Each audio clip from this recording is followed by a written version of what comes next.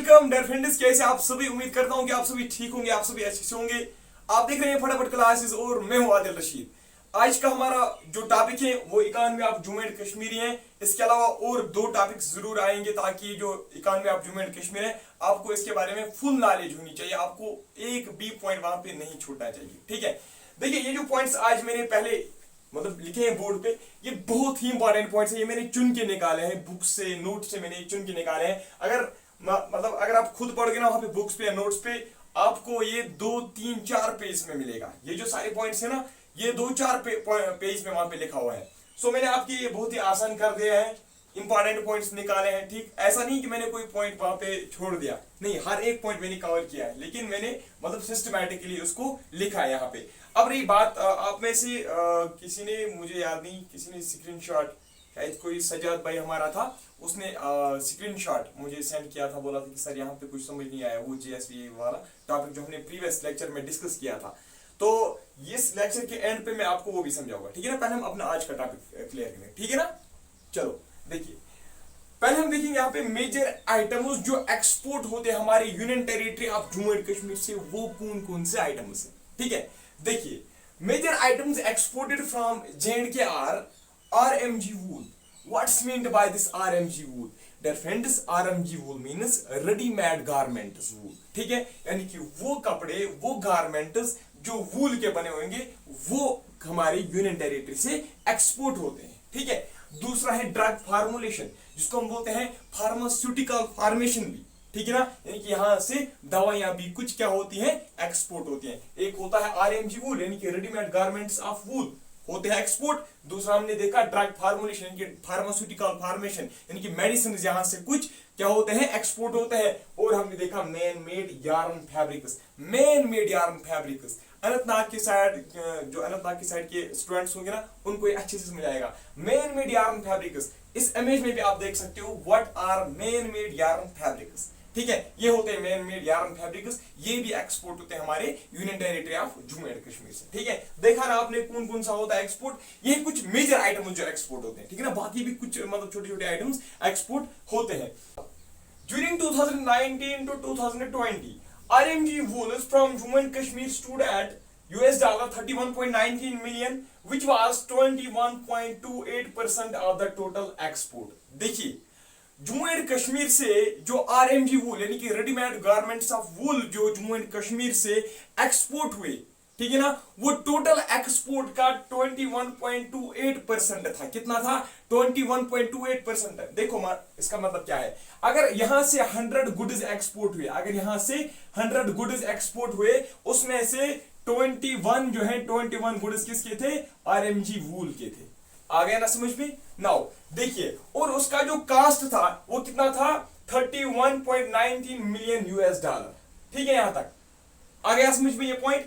Now इसके बाद देखिए, ये तो 21.28% था किसका, टोटल एक्सपोर्ट का। इसके अलावा यहां से कारपेटस, जो यहां से जो जम्मू एंड कश्मीर से जो कारपेटस जो क्या एक्सपोर्ट हुए, वो कितना था, 13.47%।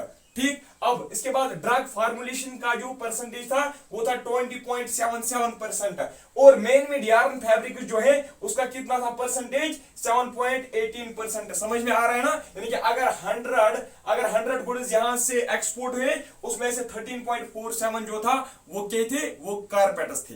ठीक है, इसी तरीके से अगर 100 गुड्स यहां से एक्सपोर्ट हुए, उसमें से 77 जो गुड्स थे वो किसके थे, वो मैन मेड यार्न के थे।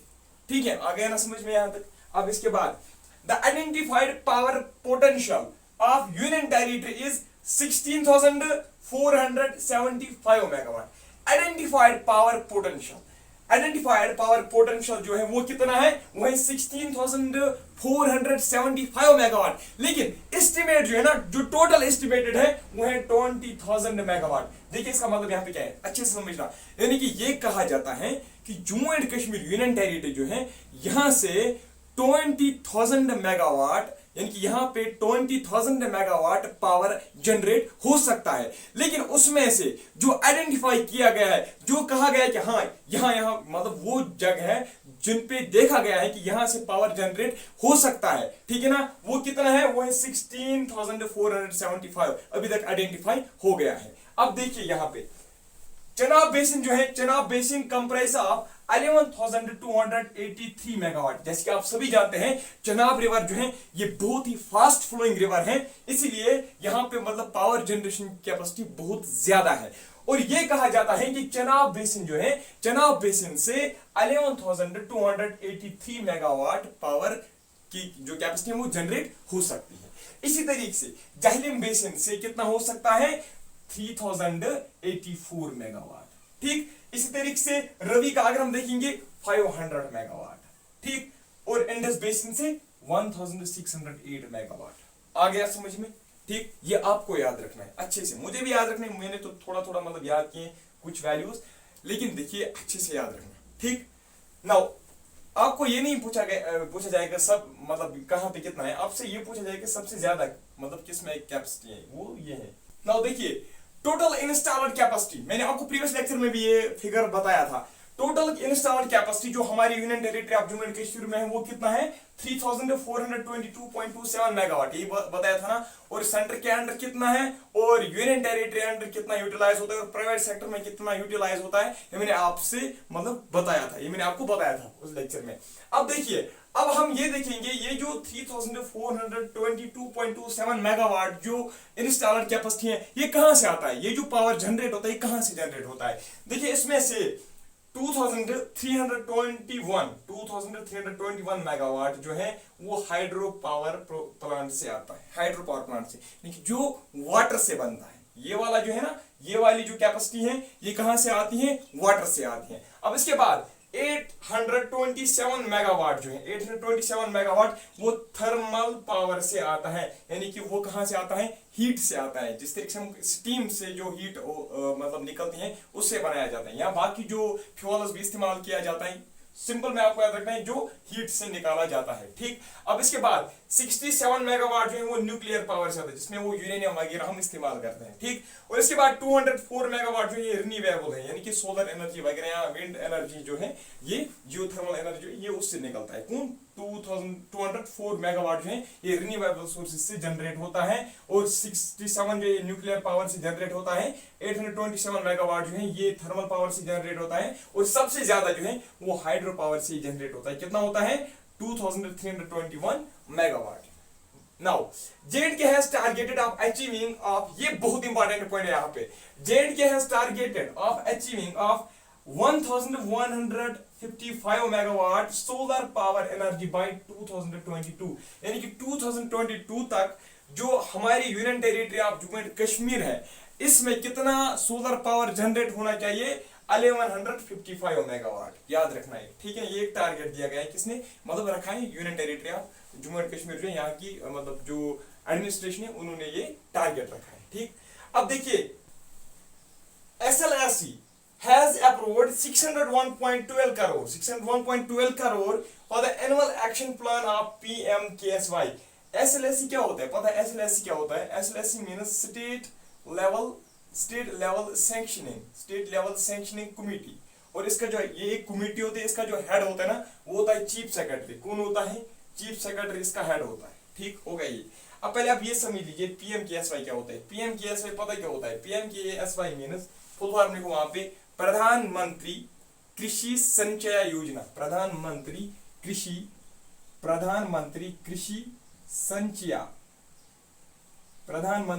संचय योजना, इसका फुल फॉर्म है। ठीक, ये प्रधानमंत्री कृषि संचय योजना क्या है, ये एक स्कीम है, एक गवर्नमेंट की स्कीम है, और इसका मकसद क्या है, इसका मकसद ये है कि to increase the agricultural productivity, to boost the agricultural productivity, to boost the farm productivity. ठीक, उसको बूस्ट करने के लिए ये स्कीम लॉन्च की गई। और ये जो स्कीम है ना इसका और एक मकसद भी है कि जो हमारे वेस्टेड रिसोर्स होते हैं, जो हमारा वेस्टेड लैंड वगैरह होता है ना उसको चेंज करना, किसमें, यूजफुल रिसोर्स में। देखिए जो हमारा यहाँ पे मतलब इस स्कीम के अंडर हम क्या करते हैं, जो हमारा एग्रीकल्चरल जो हमारा वेस्टेड लैंड होता है उसको हम इरिगेटेड लैंड में कन्वर्ट करते हैं, उसको हम क्या करते हैं, उसको एग्रीकल्चरल लैंड में कन्वर्ट कर सकते हैं। ठीक, और ये स्कीम उसमें हमें हेल्प करती है।